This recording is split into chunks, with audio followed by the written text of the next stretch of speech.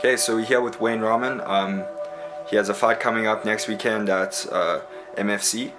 So Wayne, can you kind of go through your preparations for this fight? What's going through your head right now, just in terms of preparing for the fight mentally and physically? I tell you, it's been a while. I spent a lot of time coaching and teaching my students at Mustang Athletics. And coaching takes a lot of time, takes a lot of effort. Your private clients, your class clients, and we've got strength and conditioning classes, and I basically handle everything on my own. So I haven't competed in and around 2 years. I came back to Maritzburg a couple of years ago. At that time it was the AFL with Mark Delafield.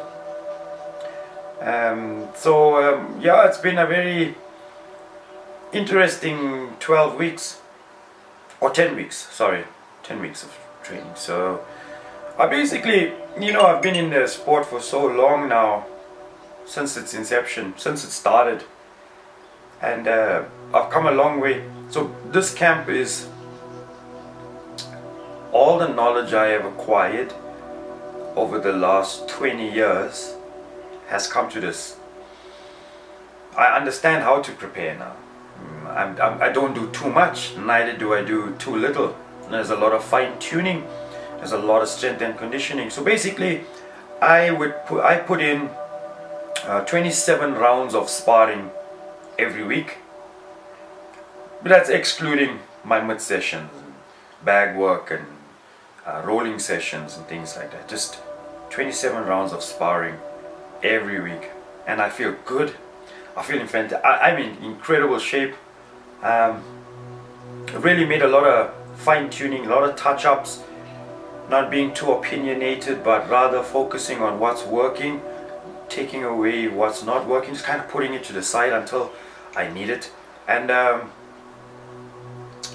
in good shape mentally. Where I am now is I am super confident. I'm super fit. So fit Wayne is a very confident Wayne, and I'm looking forward to sharing this 9 minutes in the cage with my opponent and just doing it. I don't fight people because I hate them or anything like that. Emotion in mixed martial arts match is a no-no.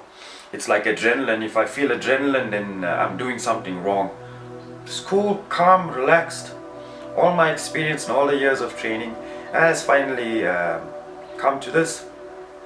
The guys were speaking to me like, "Oh, you haven't competed in a while, so you got some ring rust." And I was like, I know what this thing about ring rust is.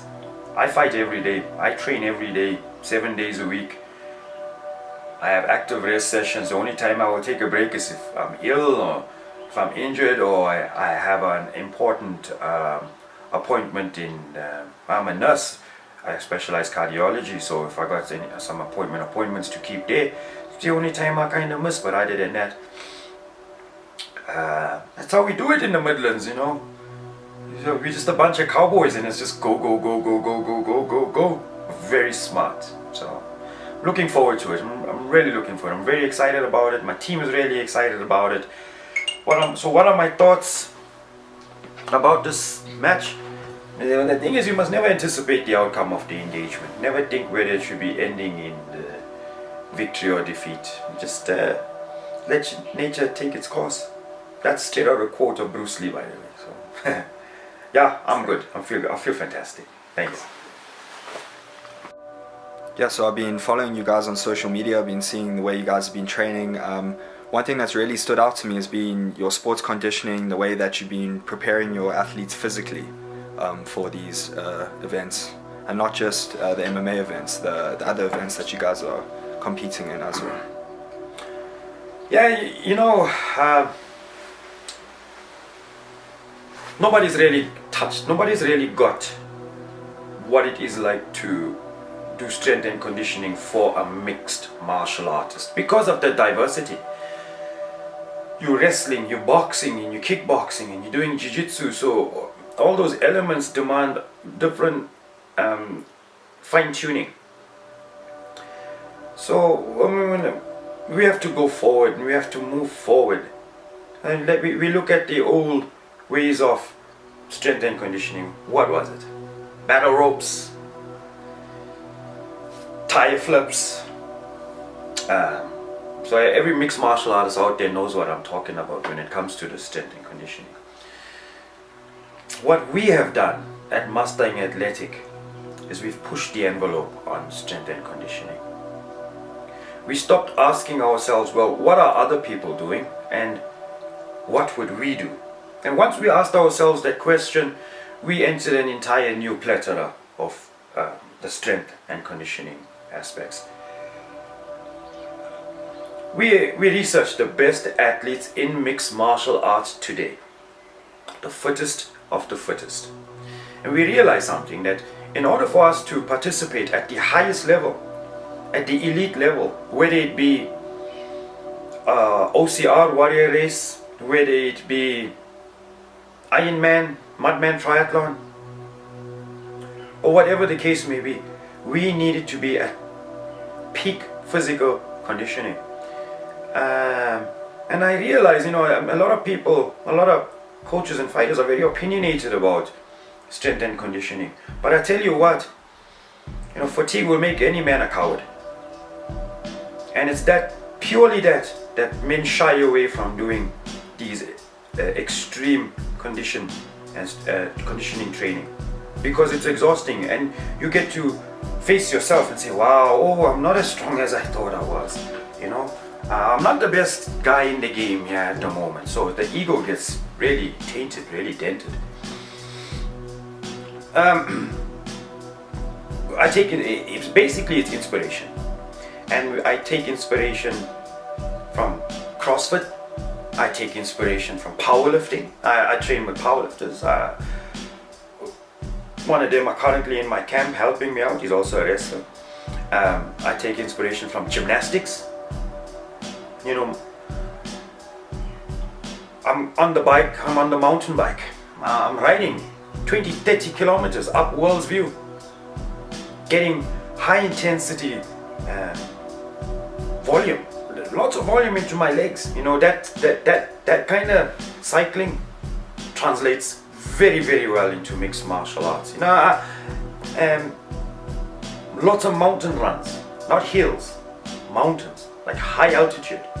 Putting your backpack on with your water, some chocolate bars, got your tackies on, and you go 20 kilometers, 30 kilometers. Sometimes we combine them. We do a World's View climb, 20 kilometer, transition straight into a run, transition straight into a sparring session. Yeah, that's exactly what we're doing. So we're pushing the barriers. We're breaking from the old norms and traditions. We are discovering ourselves, and we're looking at it honestly, making honest adjustments, not lying to ourselves, not saying, I want to do this because it's different. No, I want to do it because it is working. And yes, if you look at the results that we've been getting recently, we've placed this year 3rd overall in the Mudman triathlon. We've done our first Ironman triathlon. We have won the Zulu Ninja race elite. We have placed top 20 in elite levels at the warrior race OCR. Brutal. The race was brutal.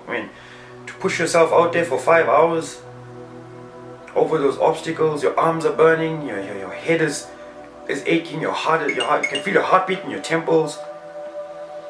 So basically, we've moved on now from the old school ways of doing strength and conditioning. One of the elements I have kept is the hurricane training methodology from Training for Warriors by Martin Rooney, because we need to recover very fast. Not everything is go, go, go, go, go, go. There are moments where you're running in a downhill, or you're cycling on an even flat plane, or you are in a cage fight. You're clinched up and you're in the static zone and you're holding up against the cage, or you're on the ground, and that 1.5 second, that 2 second is the time you just get that little breath. You go, and you're ready to burst and you're ready to go again. Man, at the highest level of, you ask any coach, any high level coach, MMA coach around the world, we all have the same philosophy, or the same, not even philosophy, it is becoming what we see as a fact. To perform at the highest level, you need the highest level of strength and conditioning.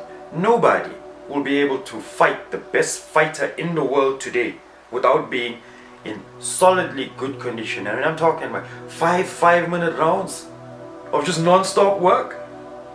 Striking at your hands, kicking with your legs, grappling, taking him down, ground and pound, you're being turned over on your back, reversing the situation, looking for a submission, and it's constantly happening for 5-minute rounds.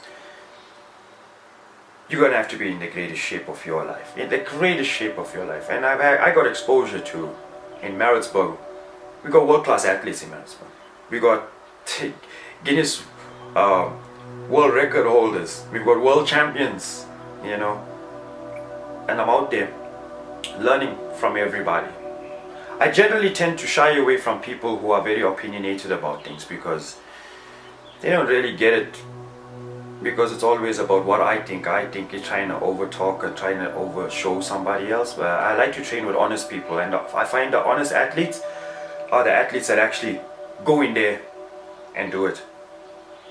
I mean, my boys, I send them down to AOT sometimes. AOT is run by Trish Bowman and Claude Eckstein, the finest athletes in OCR at the moment, former trail runners and triathlon athletes. You know, you got to experience the stuff first, and you got to, when you experience it, you will know what needs to be done. Little elements, grip strength. We do rock climbing. We have our own rock climbing wall at the gym. We do bouldering. We do outdoor climbing.